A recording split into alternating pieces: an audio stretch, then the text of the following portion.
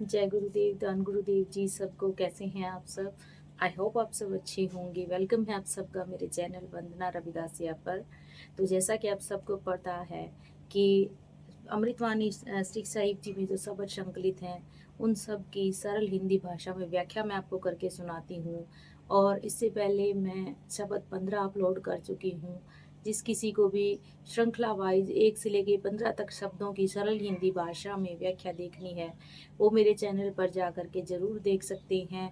मेरे चैनल को कृपया करके लाइक करें, कमेंट करें, वीडियो को आगे से आगे ज़रूर शेयर करें। हमें गुरु रविदास जी महाराज की पवित्र श्री अमृतवाणी को घर घर तक पहुंचाना है, इसीलिए कृपया करके मुझे सपोर्ट कीजिए।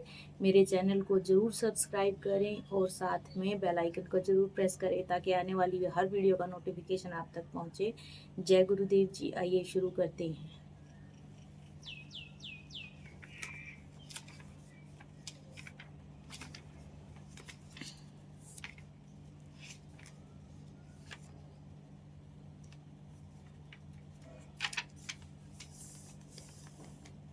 आज हम पढ़ेंगे शब्द 16 जो कि पेज नंबर 29 के ऊपर संकलित है। गुरु रविदास जी महाराज जी ने तुम चंदन हम एरंड बापरे शब्द के माध्यम से हमें क्या बताया है और क्या परमात्मा के साथ वार्तालाप किया है, ये इस शब्द के माध्यम से हम सरल हिंदी भाषा में इसकी व्याख्या करेंगे। आई होप आप सबको समझ में आएगी। मुझसे बोलने में कोई गलती कोई भूल हो तो मुझे माफ़ करना। और आइए अब हम शुरू करते हैं। वाणी श्री गुरु रविदास जियों की। ओंकार सतगुरु प्रसाद। सतनाम सतनाम सतनाम जी।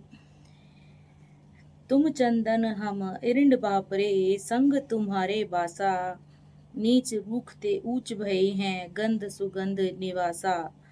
माधो सत्संगत शरण तुम्हारी हम अवगुण तुम उपकारी। रहाओ तुम मखतूल सुफेद सपियल हम बपरे जसकीरा। सत संगत मिल रही है माधो जैसे मधुप मखीरा। जाति ओछा पाती ओछा ओछा जन्म हमारा। राजा राम की सेव न कीनी कह रविदास चमारा। सदगुरु रविदास जी महाराज जीवों को सत्संगत में मधुमक्खियों की तरह मिलकर रहने का पावन उपदेश देते हैं। तो इस शब्द के माध्यम से आपको एक गूढ़ संदेश जरूर मिलेगा, एक रहस्य से पर्दाफाश होगा कि किस तरह से लोगों ने हमें ये बताया है।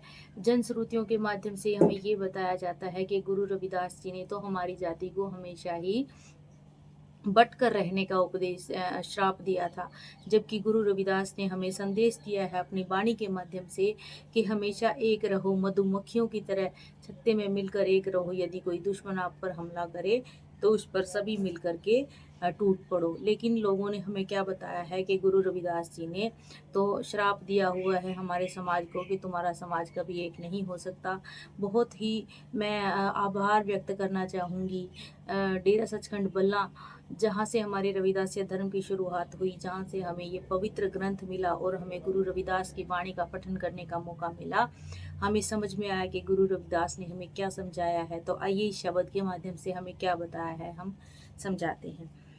सदगुरु रविदास जी महाराज जीवों को सत्संगत में मधुमक्खियों की तरह मिलकर रहने का पावन उपदेश देते हैं। आप जी कहते हैं कि तुम चंदन हम अरिंड बापरे संग तुम्हारे बासा। नीच रूखते ऊंच भये हैं गंध सुगंध निवासा।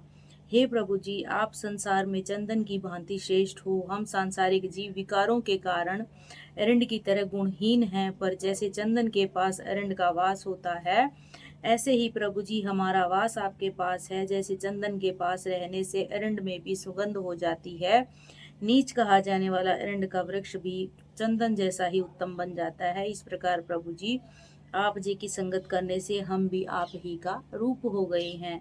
सदगुरु कबीर साहब जी भी वर्णन करते हैं कि चंदन कबीर चंदन का बिरवा भला बेड़ियो ढाक पलास। ओई भी चंदन होई रहे बसे जो चंदन पास। अर्थात जिस प्रकार से चंदन के पास रहने से विकारी पौधे भी उसी की तरह खुशबू सहित हो जाते हैं, उनमें से भी खुशबू आने लगती है चंदन की। उसी तरह से प्रभु जी आप जी के साथ मिलकर हम भी आप ही का रूप हो गए हैं।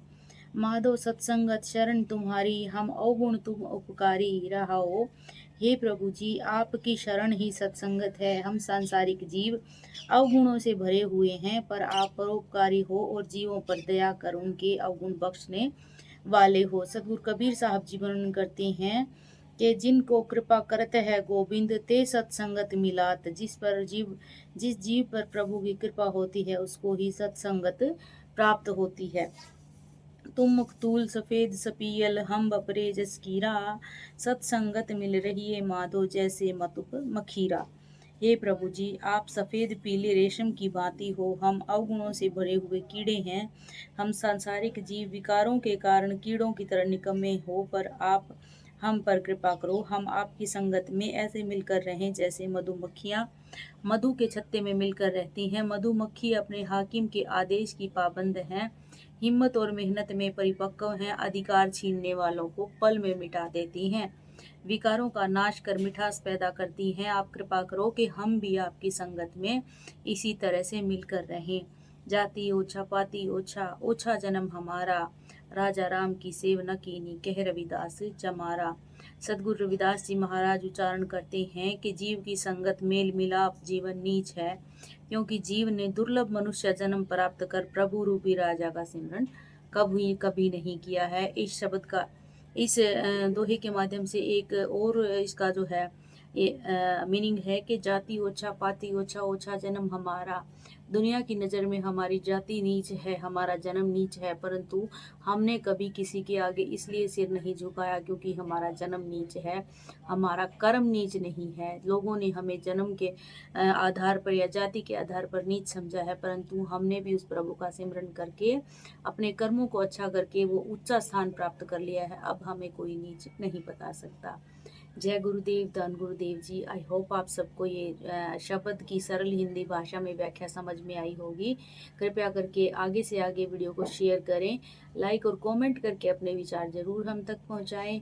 उसके अलावा अगर आपकी कोई क्वेरी है तो आप हमें इस वीडियो के माध्यम से कमेंट करके पूछ सकते हैं।